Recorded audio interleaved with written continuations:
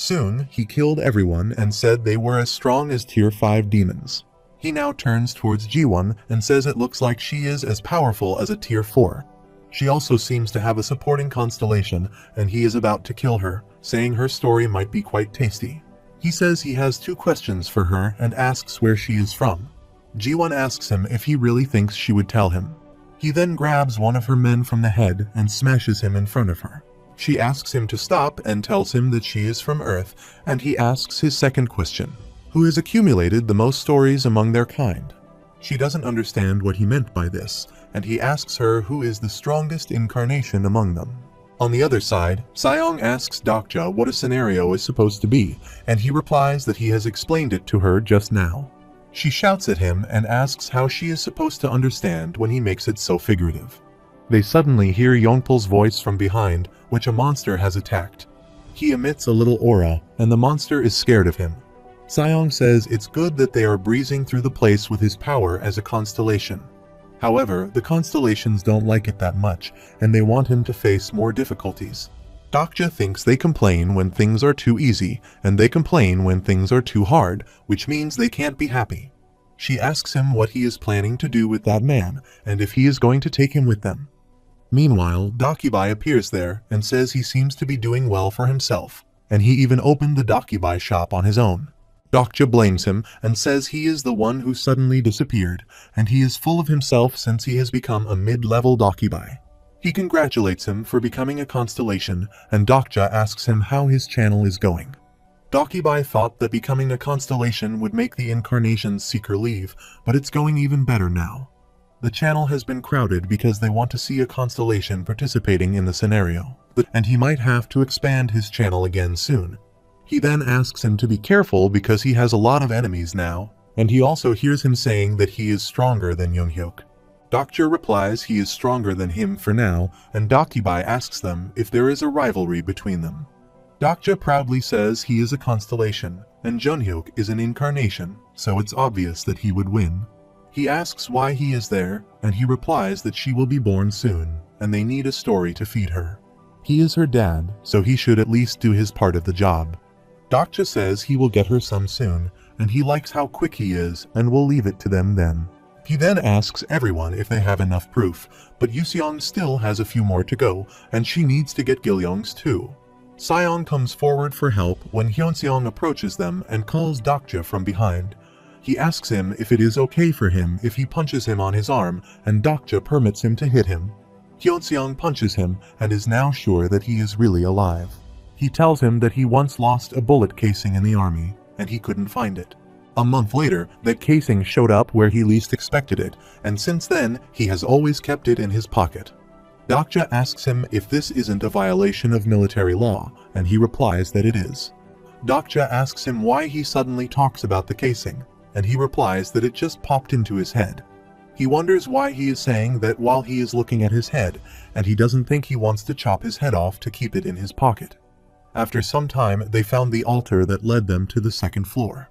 Dokja asks Yongpul to lead the way, and Seong asks why he is asking him to do so, or if he is supposed to be their meat shield. Dokja asks her if she forgets the last mission before the second floor, that those who have collected all the proof on the first floor of the Dark Castle must sacrifice the proof they collected to summon a demon, which they must defeat before proceeding to the next floor. The demon is summoned on the second floor, and its strength will match the weakest member of the party. This is why he will have him take the lead, and Seong says he still has many dirty tricks up his sleeves. Dokja says it's not a dirty trick, but he is being strategic. The prisoner of the golden headband is amazed at how calculating he is, and Dokja thinks it will be an easy task if nothing goes wrong. However, sometimes a demon that has nothing to do with their power level gets summoned. They sacrifice their Demion's proof, and a demon guardian appropriate to their level will be summoned. And if his guess is right, then a demon that is summoned will be of the same level as Yongpul. Out of the demonic nobles on the second floor, it will probably be Demon Darren Villain, the weakest one. In that case, he doesn't need to use his power as a constellation, and they are notified that there is a demon on the second floor who has asked for them. A demon unrelated to their level is being summoned on the pentagram, and they are shocked that the demon Earl Tentasio has been summoned. He calls them insects and welcomes them on the second floor. He asks Dokja if he is the man named Younghyuk-yu. He then turns toward Hyunseong and asks if he is Younghyuk-yu, and he replies that his name is Hyunseong Lee. He asks them where Younghyuk is, and Dokja asks why he is looking for him and asks him to go away since he is not there. The demon laughs and says an insect is talking back to him, and he exclaims that he was told that the most powerful incarnation is Soul would be there. Dokja raises his hand and says he is the most powerful incarnation, and everyone stares at him for this, while the demon says he is not Younghyuk. Dokja says he isn't Younghyuk, but he is the most powerful in Soul and wonders why he is looking for the most powerful incarnation in Soul. Suddenly, he is notified that the Lady of the Sleeping Brocade feels sorry for him, begging him to hunt down that demon for her. He glares at the constellation of Scylla, and Lady of the Sleeping Body feels sorry for him. He thinks it would cost quite a lot of probability and coins for a constellation to share their memory with others directly, and he sees the demon's memories in which Ji-won told him that the most powerful incarnation is Younghyuk. He wonders why they sent the demon to him instead of Younghyuk, and the Lady of the Sleeping Brocade says that Younghyuk was too far away. He thinks they have sold him out so they could save their descendants. He then asks the constellation what she will do for him if he helps him, and Lady of the Sleeping Brooch is offering him coins in exchange. He asks her to give him something else, something useful, and the constellation of Scylla complains to the Lady of the Sleeping Brocade.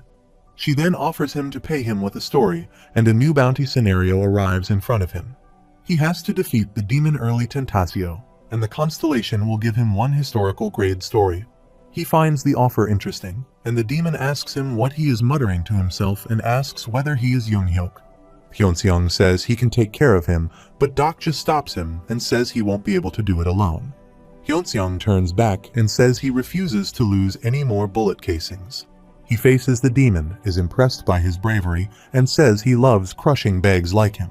He jumps from his place and is about to attack him, while Hyunseong activates his steel avatar and punches him with his full might.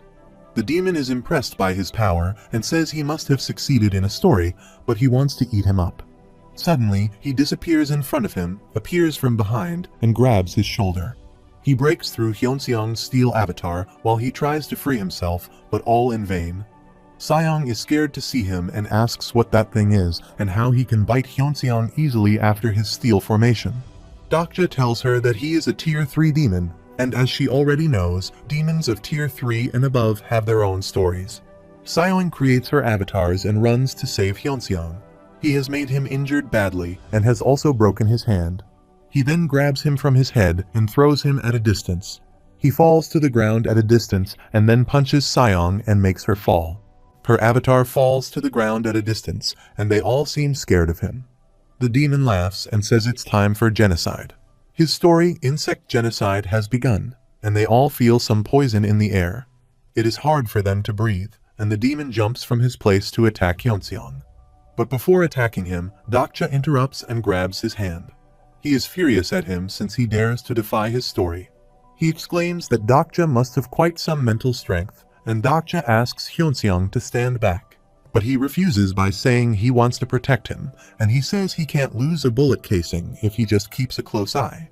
He asks him to keep his eyes open and watch him. He then pushes him behind and says he is mentally strong and physically.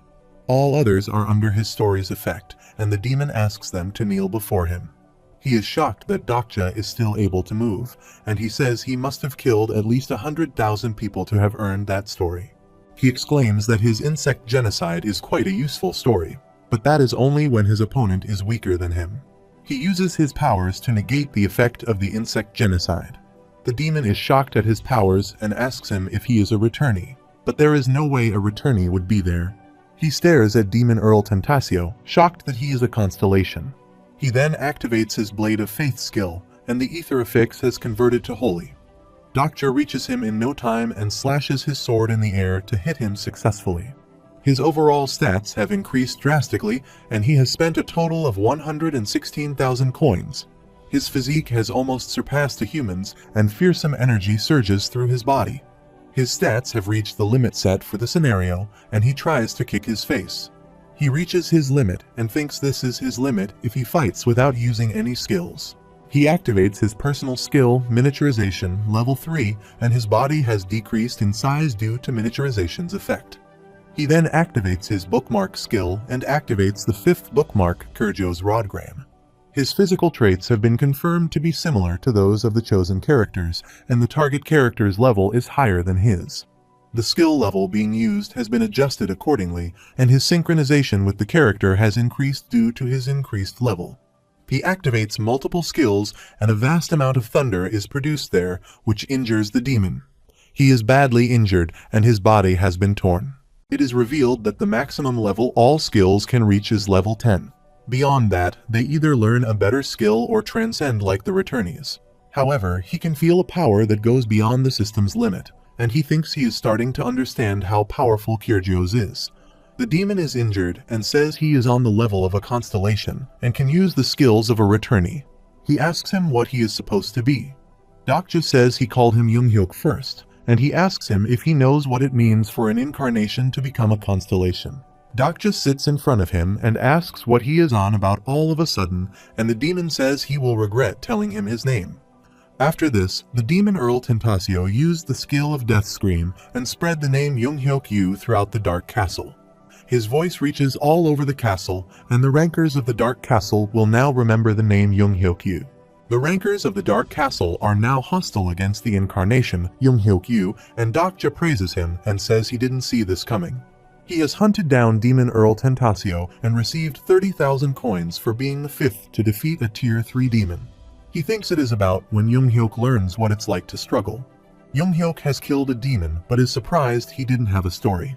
To get to the 3rd floor, he must first save the 4 Heavenly Kings and have the top rankers on his side. If he continues to collect stories at this rate, he will reach the 3rd floor within 4 days. Suddenly, he is notified that someone has spread his name with the skill Death Scream. The rankers of Dark Castle will now remember his name and are wary of his presence. He doesn't understand why his name has spread throughout the Dark Castle and thinks about the Death Scream, a curse used by demons. He doesn't recall killing a demon who uses such a skill. He thinks Dokja is going around making trouble for him again. His sister asks him whom he is talking about and asks if he is talking about that ugly guy. She observes his expressions and says he looks happy whenever he talks about him, but he refuses by saying she is mistaken. Suddenly, he feels someone's presence there and asks her to stop eavesdropping and just come out before he kills her. Fongha comes out of it and says she is not eavesdropping on him, but she has to talk to him. Conversely, Dokja has obtained a historical grade story in Sect genocide. Starting with the Dark Castle scenario, they can kill other participants and steal their stories. This is why Tentasio is so eager to collect stories, and Dokja wonders if it is okay for him to own a story that used to belong to a demon. He is notified that he has completed a bounty scenario, and the constellation, Lady of the Sleeping Brocade, feels grateful toward him. He now has the support and protection of Scylla's constellations. He has received a historical grade story, Scylla Tang Allied Forces. He is surprised because they promised him a historical grade story, but they didn't say it would be good. The constellation, Lady of the Sleeping Brocade, smiles contently, and others come to him. Hyunseong asks him how strong he has become, and if the 2nd floor is full of monsters. Dokja replies there will be a few, but they won't be common, and if he recalls currently, his ranking was 10th.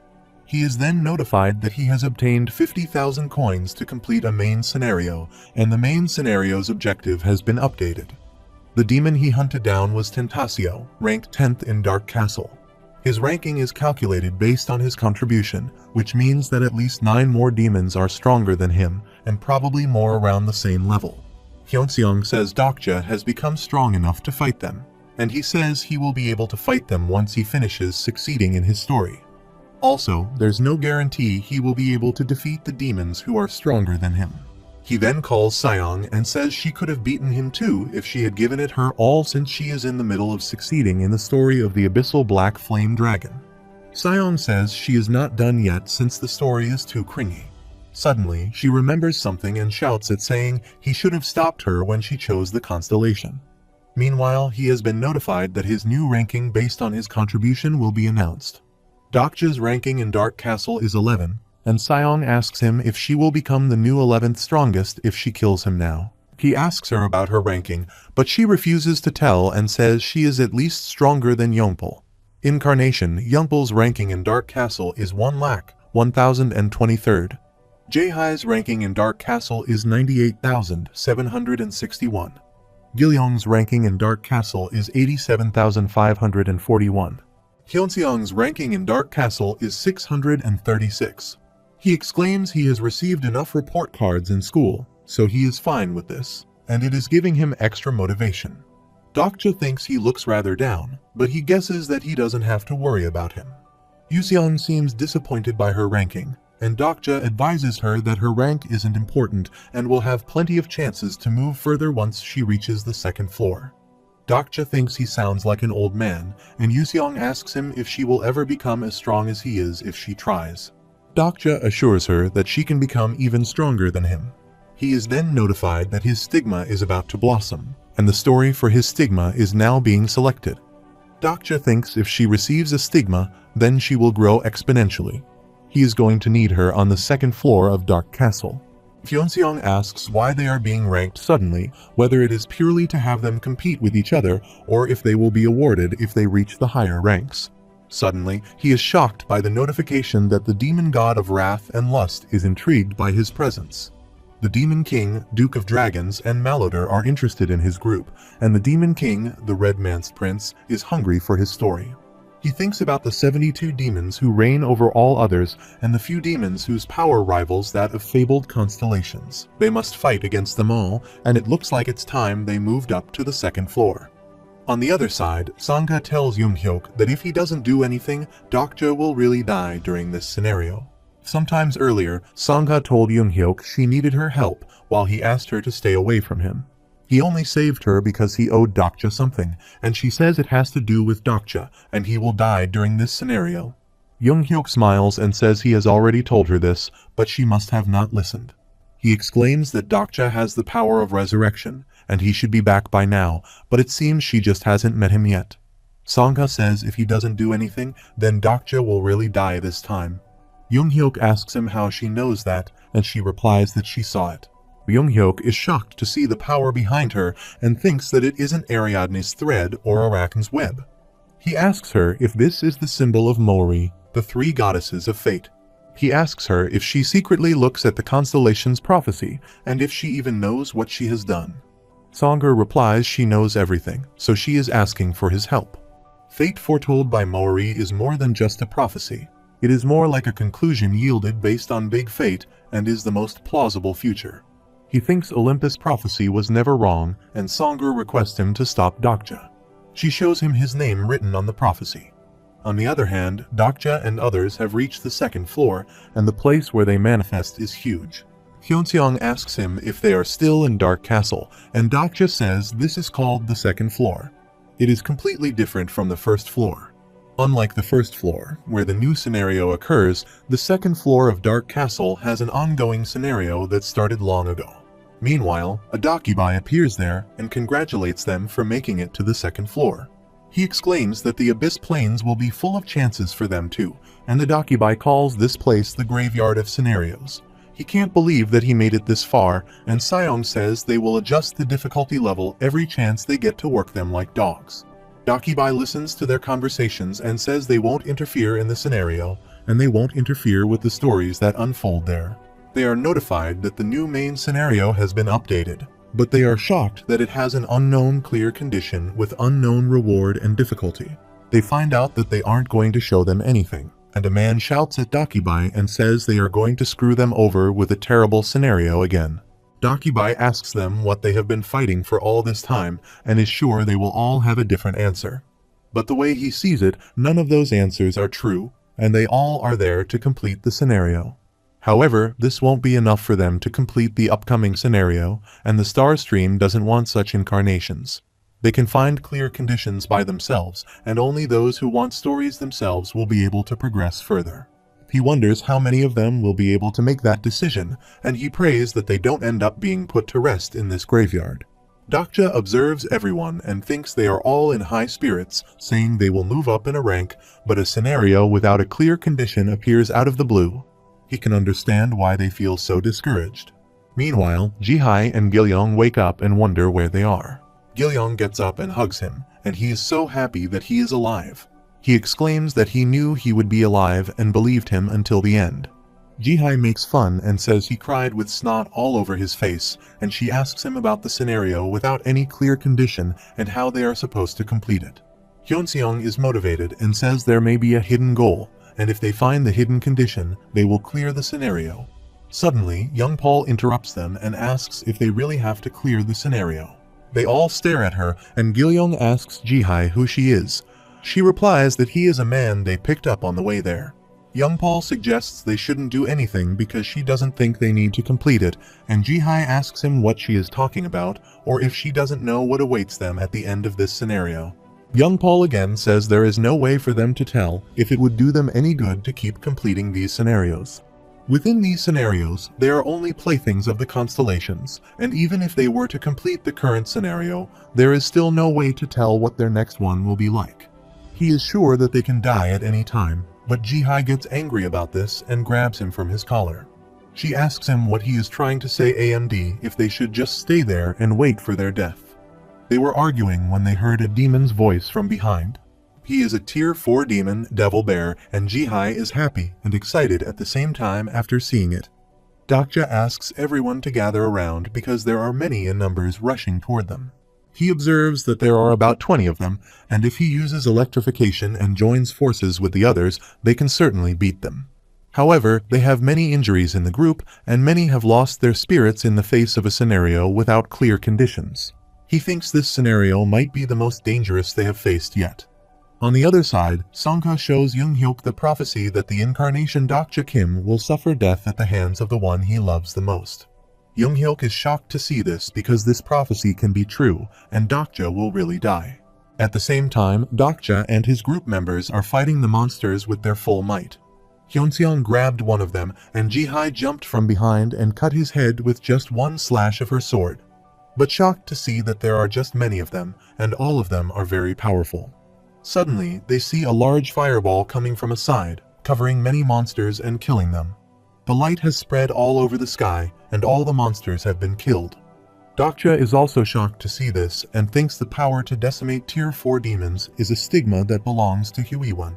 Jihai and Hyunseong are happy to see her, but she is shocked to see Dokja. Suddenly, her expressions change, and Dokja feels something isn't right. Her black unicorn is also strange. He wonders how she tamed that beast, and Jihai asks her if she was alive and if she got there ahead of them. She apologizes to Jihai and says they will talk about it later. She asks everyone to come with her, and she will guide them to safety. She ignores Dokja's presence there, and he doesn't have a good vibe from her. However, she takes them to a castle where a man is already present who welcomes everyone and says it was difficult getting there, but they are safe now. He exclaims that they no longer need to participate in the scenario, while Dokja seems to recognize this person and finds out that the castle belongs to them. They have created a whole city there, which also has a market. They assure people to teach them breathing and fighting techniques. They also saw beast legs and sancho berries growing on the farm.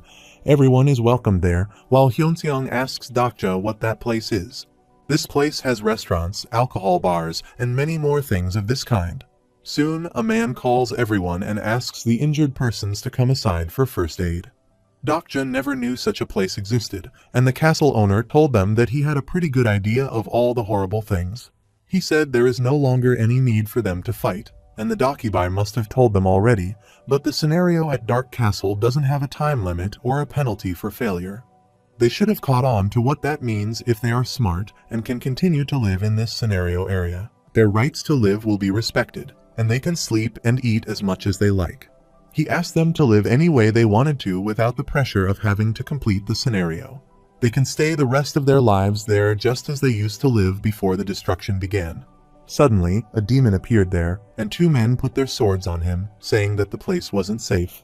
But the guards interrupt them and ask them to put their swords down. They reveal that the demon is also a citizen of paradise. The demon speaks himself and assures them that he won't hurt them, and it pains him to see that they still hold on to the prejudice. He is sad that some demons are bound to feed on human lives, while Jihai and Hyoseong are watching this shockingly. The owner assured them that no other place in the state stream is safer than the land they are standing on right now. The people ask him about his identity, and he introduces himself as Reinhard von Gerba, and he arrived there 800 years ago before they did.